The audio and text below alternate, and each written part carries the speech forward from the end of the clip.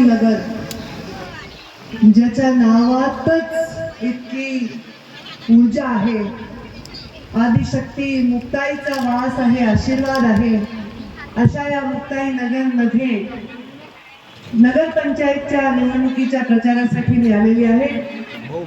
नगरपंचायतच्या निवडणुकीच्या नगराध्यक्ष पदाच्या आमच्या उमेदवार भावना महाजन यांच्या प्रचारार्थ ज्यांनी या निवडणुकीचं नेतृत्व आणि पालकत्व स्वीकारलेलं आहे त्या रक्षाताई खडसे मंचावर उपस्थित आमचे ज्येष्ठ मार्गदर्शक राजेंद्रजी फडके, जय गुरुदेव, आमच्या मंचावर उपस्थित अशोकजी कांडेलकर, चंद्रकांतजी बाविस्कर, नंदू महाजनजी, केतकी पाटील, जयपाल बोरडे, मोहन महाजन, मधुकर राणे, विनोद पाटील, चंद्रकांत बोलाने, पंकज कोळी आणि आमच्या भावना महाजन यांच्या समवेत पूर्ण नगरपालिकेच्या प्रत्येक वॉर्डात उभे असणाऱ्या सर्व माझ्या नगरपालिकेचे उमेदवार आणि सगळ्यात महत्त्वाचं म्हणजे एवढ्या मोठ्या संख्येने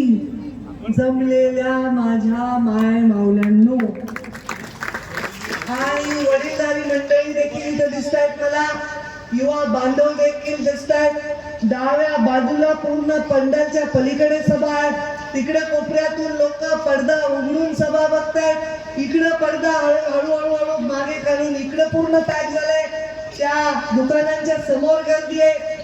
मला जेवढं दिसतंय तेवढे लोकच लोक आहेत. तर याला प्रचाराची सभा म्हणावी का याला विजयाची सभा म्हणावी? तुम्ही सांगा काय काय काय तुम्ही सांगा लाडक्या बहिणींनो, आता मला सांगा कशाचा विजय आहे? कमळाच्या फुलाचा.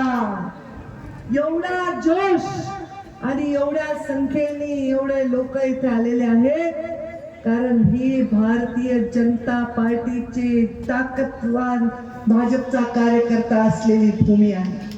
मला माहिती आहे मुंडे साहेबांनी राजकारणामध्ये जेव्हा जंग पछाडलं, भारतीय जनता पार्टी ही आणि त्याचं कमळ म्हणून जेव्हा रात्रीचा दिवस आणि दिवसाची रात्र केली, स्वतःच्या रक्ताचं पाणी केलं, हा पक्ष एवढा असा डोले जन्म वाढवला, तेव्हा या मुक्ताई नगर मध्ये पण खंड समर्थक म्हणून खडसे साहेब त्यांना साथ देत होते ते दिवस.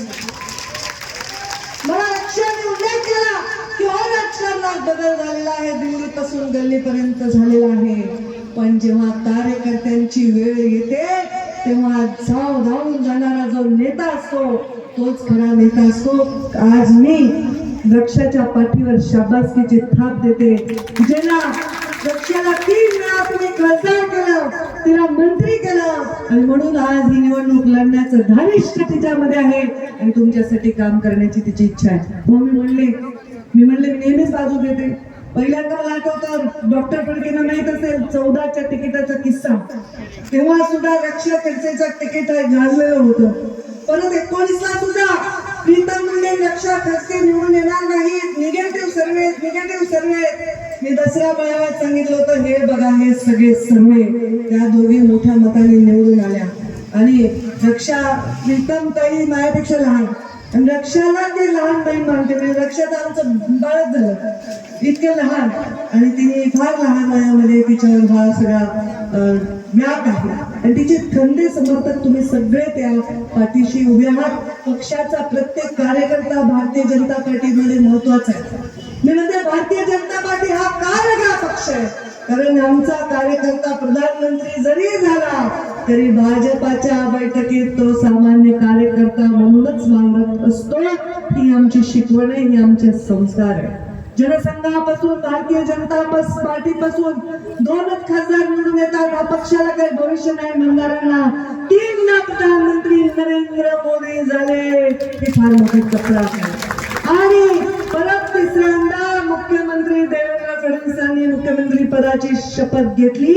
हा सामान्य कार्यकर्त्यांचा झालेला विजय आहे. मला माझ्या एका मैत्रिणीने विचारलं, अगं तू एवढी का बरोबर करते, तुझी थोडी निवडणूक आहे? तुझं कोणी उभं आहे का?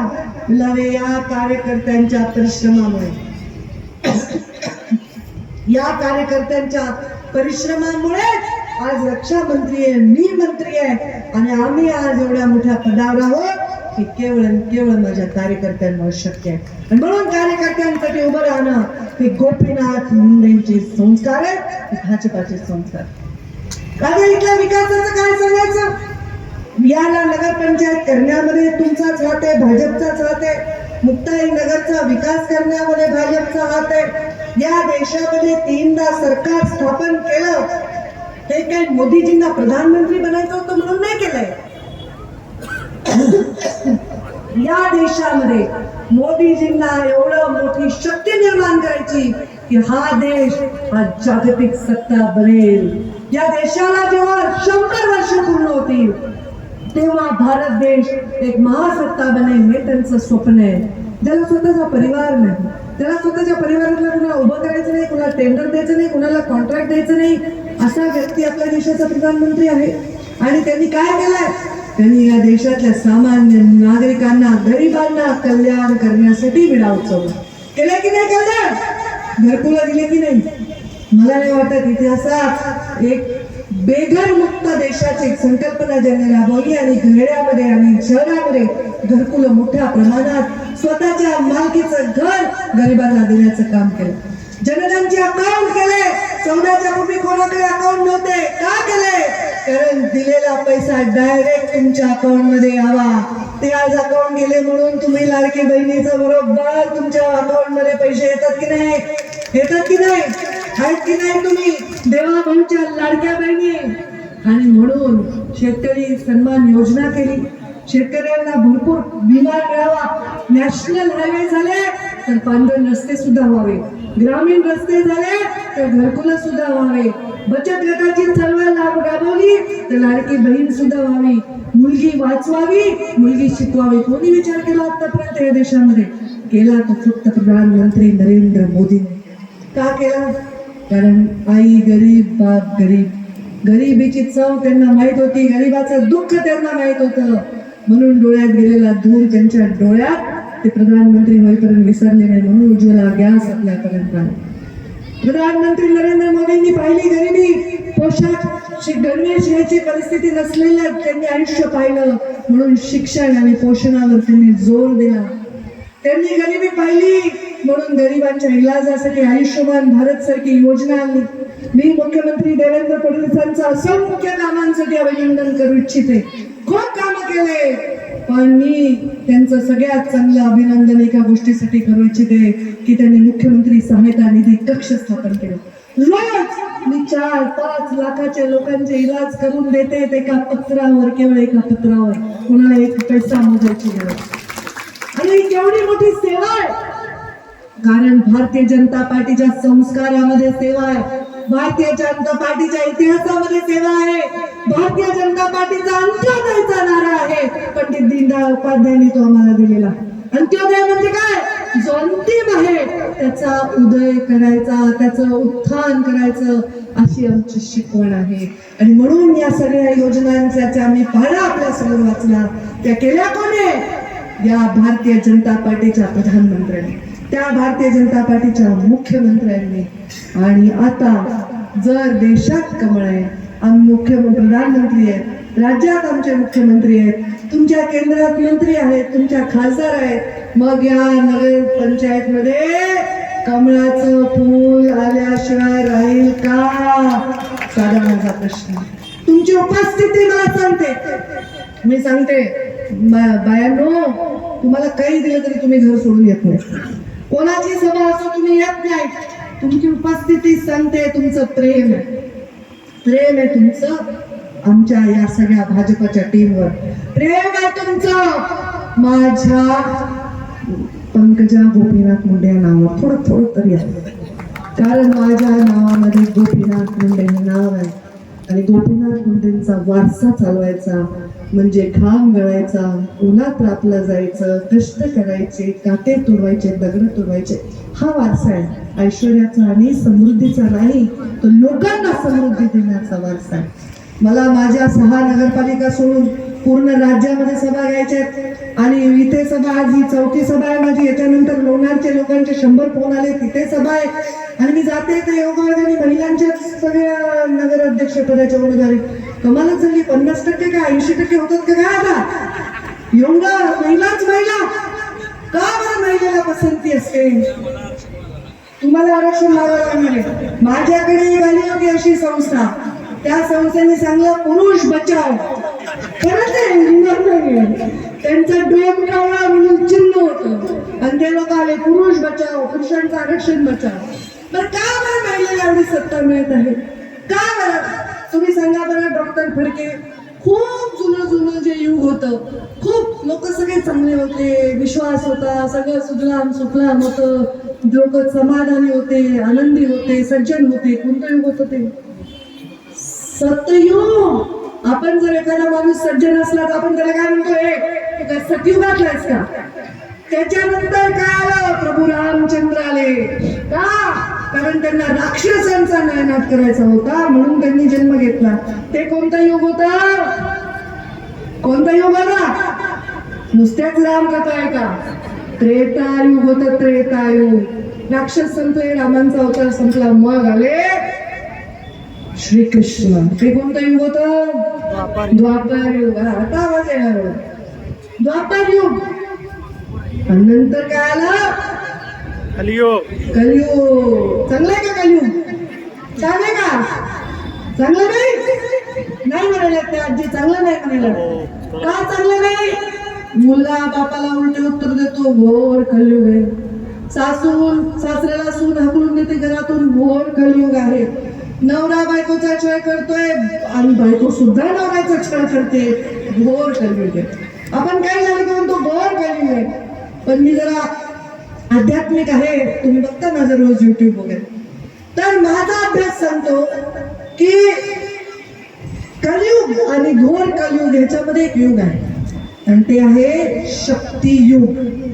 जिथे शक्तीची उपासना होते, जिथे शक्तीला सन्मान मिळतो, जिथे शक्तीला स्थान मिळतं, त्याला घोर कलियुगाचा सामना करावा लागत नाही.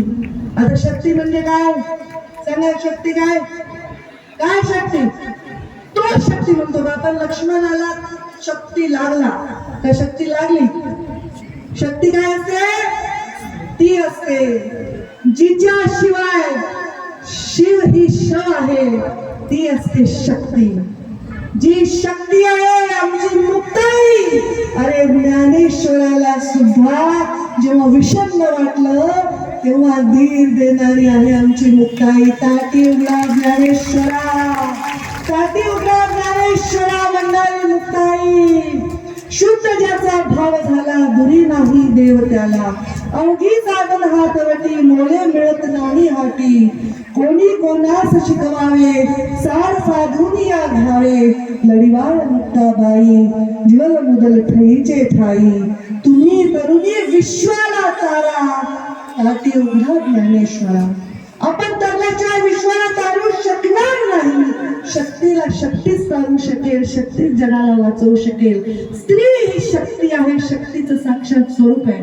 आणि खरं स्त्रीचं काम खूप चांगलं आहे. स्त्री एकतर पहिल्यांदा तिला प्रॉब्लेम आहे, ती खूप लॉयल असते.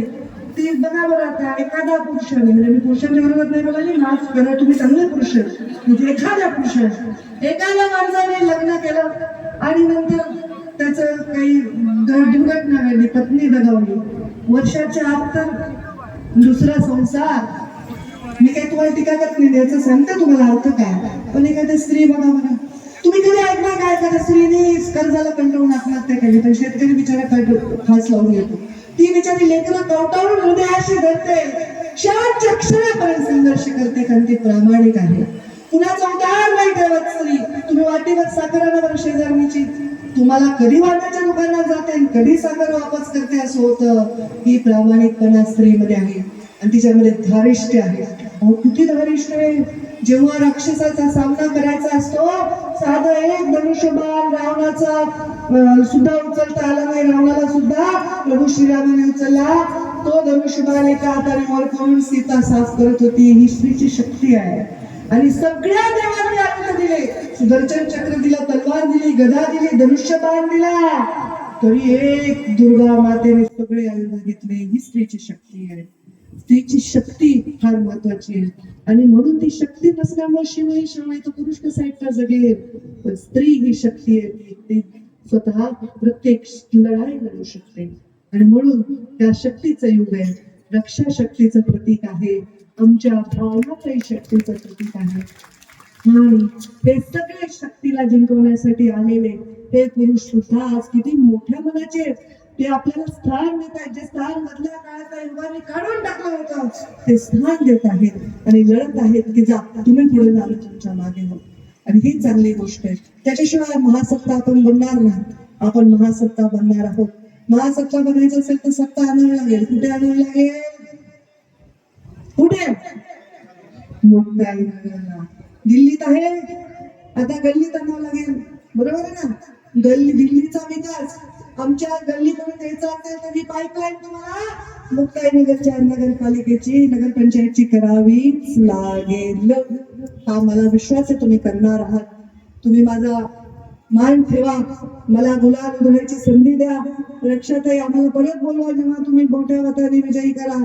आणि मी देवेंद्रजी फडणवीस सगळीकडे जाऊ शकणार नाही म्हणून मी त्यांचे प्रतिनिधी म्हणून तुम्हाला शब्द द्यायला आलेले आहे. रक्षा खडसेच्या मागे देवेंद्रजी फडणवीस ठामपणे उभे राहणार आहेत. रक्षा खडसेच्या मागे म्हणजे या मुक्ताईनगरच्या मागे ते उभे राहणार आहेत आणि मुक्ताईनगरला विकासाची कधी कधी कमी पडू देणार नाही. स्वतः मुख्यमंत्र्यांनी जर तुमची आता माहिती दिलेली आहे, तुमच्या विकासाची त्यांना विडा उचलला आहे, आता काय मागे पुढे बघायचंय? उठा, 2 तारखेला सकाळी सकाळी स्नान विन करा, पूजा करा आणि गाठा मतदान केंद्र. मी अजून एक सांगणार आहे, आमच्या काही लोकांचा वेगळा वेगळा प्रचार करतात.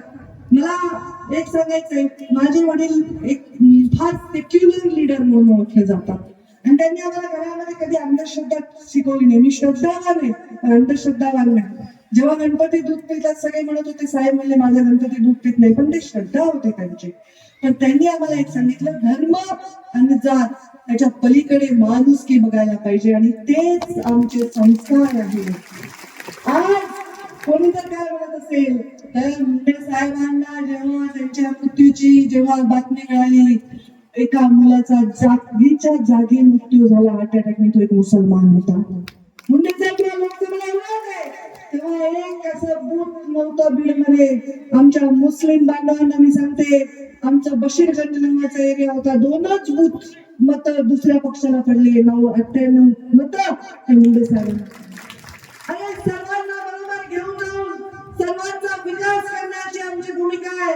या देशाला महासत्ता बनवत असताना मला सांगा, आमचा मुसलमान बांधव मागे राहील का? अजिबात राहणार नाहीये. मुसलमान बांधव मागे राहिलाय ते दिवस आठवा, तो सच्चर आयोग आठवा आणि तेव्हा कुणाची सत्ता होती हे आठवा. आणि आताची परिस्थिती बघा. लाडकी बहीण, माझ्या मुसलमान बहिणी बसलेल्या आहेत तिथे. लाडकी बहीण मुसलमान पण आहे, हिंदू पण आहे, मराठा पण आहे, ओबीसी पण आहे, बौद्ध पण आहे, मातंग पण आहे का भेट? हे नाही. सर्वांसाठी सारखा विकास, सर्वांसाठी सारखी शक्ती देण्याचं काम हे आमचं सरकार करणार. आणि म्हणून तुम्ही विश्वास ठेवा आणि माझा मान ठेवा. मग येणार ना मत कुणाला? बरं, हात वर करा, दोन्ही हात. कशाला मत देणार? तिकडे बघा, मीडिया गोल फिरवा, खाली हात करू नका. कशाला मत देणार? कशाला मत देणार? भारतीय जनता पार्टीचा, भारतीय जनता पार्टीचा. भारत माता की, भारत माता की. चला, आमच्या सगळ्या उमेदवारांना तुम्ही विजयी करा आणि मुक्ताईचा आशीर्वाद घेऊन मला त्या सभेला चांगली संधी दिल्याबद्दल मी तुमचे आभार मानते. जय हिंद, जय महाराष्ट्र.